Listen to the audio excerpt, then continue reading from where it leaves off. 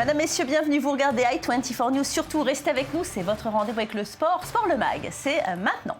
Le programme du jour, le Super Bowl américain, un vrai show, une fête gigantesque. Seattle a écrasé Denver. Dans le New Jersey, les Américains étaient derrière leurs écrans. Une vraie fête nationale. Football espagnol, l'Atlético Madrid remonte à la première place du championnat. Barcelone et le Real, les frères ennemis, se battent pour la seconde place. Les compétitions de tennis reprennent, la Coupe Davis est repartie, les États-Unis et l'Italie se qualifient pour les quarts de finale. Et puis les exploits d'un cycliste surprenant, il est centenaire et là rien ne va l'arrêter, c'est un vrai phénomène et il a une volonté de faire, vous le verrez dans cette émission. Mais tout de suite, ouvrons cette édition par l'événement sportif national américain, le Super Bowl, la finale du championnat de football américain qui opposait Denver à Seattle. Et ce sont les Seahawks de Seattle qui se sont imposés, le tout dans une ambiance survoltée. Vous allez voir, les Américains ont honoré leur tradition comme il se doit. Regardez le reportage d'Ori Baum. Une fois n'est pas coutume, c'est dans le New Jersey, près de New York, au MetLife Stadium, qu'a eu lieu le plus grand événement sportif américain de l'année, le 48e Super Bowl. Les fans des Denver Broncos et des Seattle Seahawks se sont rassemblés en dehors du stade pour soutenir leurs équipes avec ferveur. Les fans des Broncos étaient sûrs de leur victoire, notamment à cause de leur star, le quarterback Peyton Manning. Oh mon Dieu, on est tellement surexcités. Les Broncos vont gagner. Nous avons le meilleur quarterback de l'histoire. Les Broncos sont les meilleurs. Du côté adverse, les supporters des Seahawks, surnommés le 12e homme, sont réputés pour leurs encouragements très sonores. Et ils n'ont pas peur d'en faire la démonstration quelques heures avant le match. C'est génial, ils vont être déterminants. C'est pour ça qu'on les appelle le 12e homme, non ?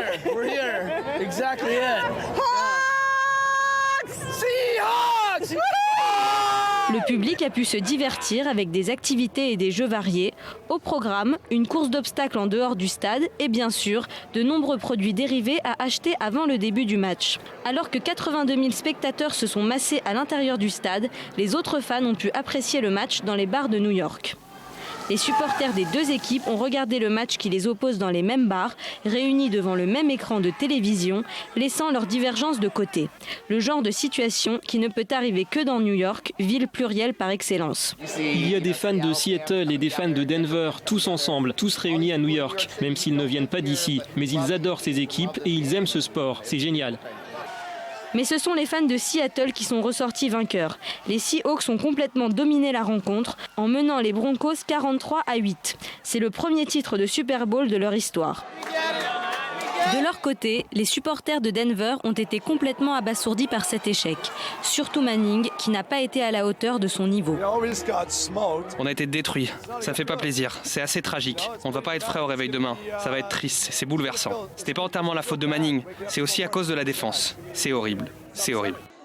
La fin d'une équipe fait le triomphe d'une autre. Après l'un des matchs les plus impressionnants de l'histoire du Super Bowl, les Seahawks de Seattle ont raison de se réjouir. Leurs fans vont fêter l'événement soit à la maison à Seattle, soit dans les rues de New York, la ville qui ne dort jamais.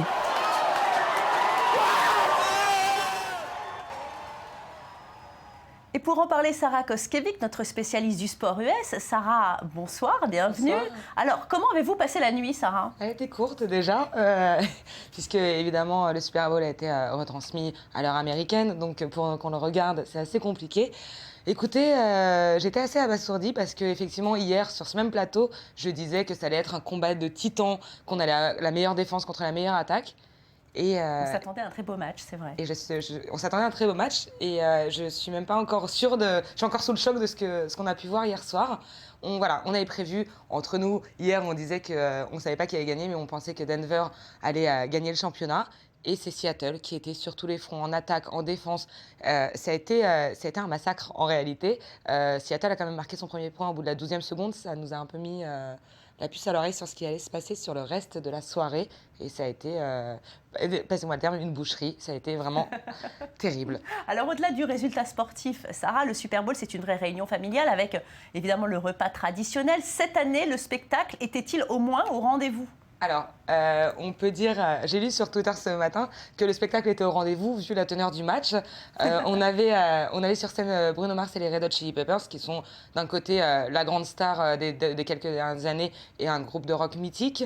Alors, évidemment, c'est du spectacle américain, des lumières, de la musique, des fans en transe. Mais c'est vrai que face à Beyoncé l'année dernière ou Madonna et M.I.A. l'année précédente encore, c'est bon. Après, c'est un jeune artiste, Bruno Mars. C'est quand même un très gros vendeur. Et puis voilà. Et puis ça reste du divertissement. Les gens, les Américains, mais pas que en Israël ici, chez nous, mais aussi à Paris. C'est des vraies soirées le Super Bowl. Faut pas oublier ça. Ce n'est plus qu'une tradition américaine, au même titre que Thanksgiving, c'est rentré dans les mœurs. Alors, les connaisseurs, vous l'avez dit, Sarah, misaient beaucoup sur Denver. Pourtant, Seattle les a explosés. Nous sommes au téléphone avec Benjamin Bernard, journaliste NFL chez beIN. Benjamin, bonsoir. Bonsoir. Alors, à votre avis, que s'est-il passé ? Tout simplement, effectivement, comme vous l'avez dit, on attendait attaque d'un côté, défense de l'autre. On a bien eu la défense pour les Seahawks qui ont été extraordinaires dans tous les domaines en défense, que ce soit à la passe, contre la course, ils ont vraiment été très bons. Et d'un autre côté, on attendait Peyton Manning. On parlait un petit peu de lui parce qu'on sait qu'il n'aime pas forcément les climats un petit peu froids. Hier, c'était à New York, c'était à ciel ouvert. Et puis tout simplement, son équipe, elle n'a pas tenu le choc face à ce qui a été vraiment la défense peut-être la plus impressionnante de la NFL sur les 15-20 dernières années. Vous avez été déçu du match, vous aussi ? Globalement, on ne peut pas dire qu'on n'a pas été déçu quelque part parce qu'on s'attend toujours à du suspense, on s'attend à un scénario plutôt sympathique. Sur ces playoffs, on avait été servi vraiment parce qu'il s'est passé énormément de choses, plein de rebondissements, de drives à la dernière minute qui vont faire gagner un match. Et hier, clairement, à la mi-temps, c'était déjà plié. Alors heureusement qu'il y avait effectivement Bruno Mars et les Red Hot pour nous redonner un peu le sourire. Alors côté Seattle, il y a le MVP dans l'effectif, Malcolm Smith. Alors à votre avis, son futur à lui, c'est quoi ? À son futur à lui, c'est à mon avis de faire encore très mal à beaucoup de joueurs adverses, que ce soit des receveurs ou des coureurs. Malcolm Smith, il a que 24 ans. C'est donc un linebacker des Seahawks de Seattle. C'est pas forcément le joueur qu'on attendait le plus parce qu'il y a des mecs beaucoup plus connus en face. On peut penser bien entendu à Richard Sherman, le corner qui a fait beaucoup parler de lui ces dernières semaines. On peut penser à Bennett, à Wagner. En tout cas, il y en a énormément. Lui, c'était pas le plus connu. Il a été choisi très tard à la draft il y a 2 ans de ça. Mais preuve en est qu'au final, dans cette équipe, ils sont tous bons. Défensivement, ils sont tous à la hauteur. Et quand c'est pas l'un, c'est l'autre. Hier, c'était lui qui a brillé avec une interception, un touchdown, un fumble récupéré et 10 plaquages. C'est juste incroyable. Merci beaucoup. Merci beaucoup de votre expertise. On se donne rendez-vous l'année prochaine alors pour d'autres aventures. Après cette page de football américain, on ouvre une page soccer du football européen avec le championnat d'Angleterre, 24e journée de Première Ligue. Et un match que tout le monde attend, Manchester City qui reçoit Chelsea de José Mourinho. 2 équipes qui visent le titre et certainement une rencontre décisive. Je vous propose tout de suite d'écouter l'entraîneur des Citizens.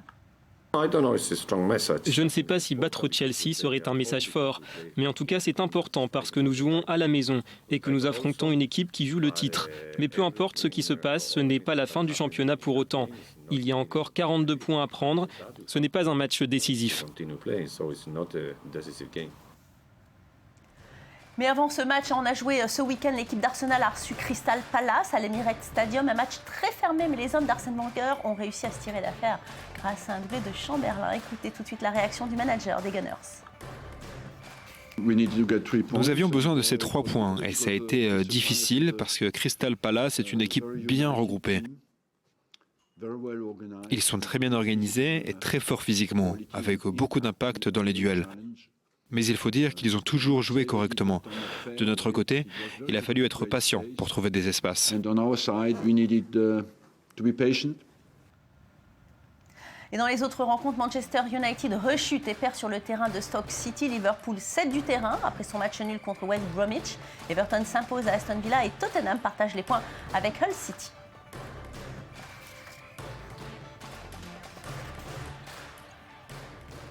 Et on va tout de suite jeter un œil au classement. Arsenal qui reprend provisoirement la tête du classement et pourrait conserver.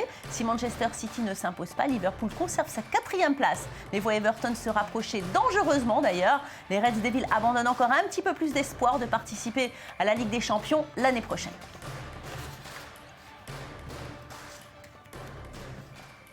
Et on passe maintenant au football espagnol. Et ce week-end, il y a eu des surprises. Vous allez le voir. On commence avec l'Atlético Madrid qui n'a pas fait de détail face à la Real Sociedad. Pourtant, une équipe en forme en ce moment, David Villa, qui ouvre le score sur un service de Diego Costa. Et le Brésilien, justement, qui double la mise. Il est servi en profondeur et ouvre son pied, enveloppe parfaitement le ballon. L'Atlético va clore le suspense dans la foulée. Corner de Coquet et Miranda catapulte le ballon de la tête dans le but de Bravo. À quelques minutes de la fin, les Rouges et Blancs vont même marquer un 4e but par l'intermédiaire de Diego. Score final, 4-0. Et le voisin madrilène, le Grand Real, s'est déplacé sur le terrain de Bilbao. Une rencontre toujours compliquée, mais Ronaldo et les siens prennent le match par le bon bout et ouvrent le score par l'intermédiaire de Jesse sur un service du Portugais. Mais les hommes d'Ancelotti se font surprendre sur coup franc, ballon mal dégagé par la défense de Gomez, qui reprend en dehors de la surface. Bilbao tient son exploit. Les esprits s'échauffent. Ronaldo perd ses nerfs et tire les cheveux d'un adversaire. Cohue général, regardez, et l'arbitre n'hésite pas, il expulse le récent Ballon d'Or. Et on termine par le Barça qui réalise la très mauvaise opération de la journée malgré une ouverture du score précoce par Alexis. Les Catalans se laissent surprendre. Dani Parejo égalise sur une bonne récupération au milieu du terrain et Pablo Piatti donne l'avantage aux siens sur une tête lobée. Messi égalise sur un pénalty discutable mais parfaitement tiré. Mais le Barça n'est pas dans un grand jour et encaisse un nouveau but. Alcacer donne un avantage définitif à Valence qui s'impose 3-2 au Camp Nou. C'est la première fois en 10 ans, on peut faire la fête. Allez, au classement, le Barça perd sa première place et prend 3 points de retard sur l'Atlético. Le Real revient à la hauteur de son grand rival.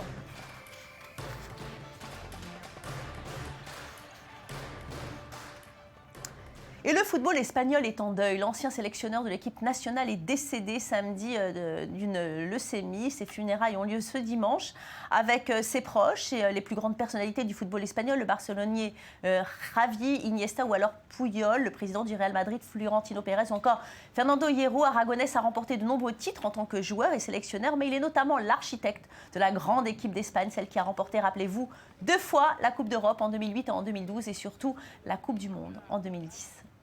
Allez, on termine avec du football allemand. Le Bayern est inarrêtable et semble filer vers un nouveau titre. Les Bavarois n'ont fait qu'une bouchée de pain de Francfort. L'ouverture du score est signée Mario Götze. Franck Ribéry double la mise juste avant la mi-temps. Toutes les stars sont mises à contribution. Robben marque le 3e but en force. Allez, au tour d'un défenseur de marquer. Dante reprend victorieusement un corner frappé par Ribéry.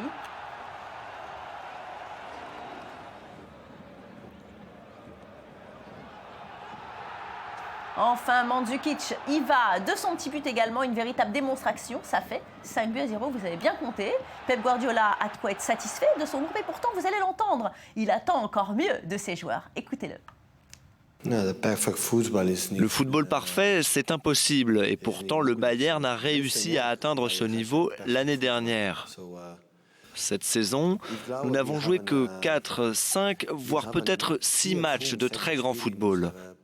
C'est ce que je pense et ce n'est pas assez pour ces joueurs et pour ce club. Et on ouvre à présent une page tennis avec le grand retour de la Coupe Davis. La France et la Suisse se sont qualifiées alors que l'Espagne et la Serbie sont déjà éliminées. 2 autres équipes se sont qualifiées ce dimanche. Regardez, la Grande-Bretagne qui a affronté les États-Unis, qui a pu compter sur son meilleur joueur, Andy Murray, pour faire la différence. L'Écossais a joué dans le match décisif contre Curry. L'Américain s'est bien battu pendant les 2 premiers sets, mais n'a finalement pas fait le poids face au numéro 6 mondial. Allez, on va regarder la balle de match qui permet aux Britanniques de s'imposer 3 matchs à 1 et de se qualifier pour les quarts de finale.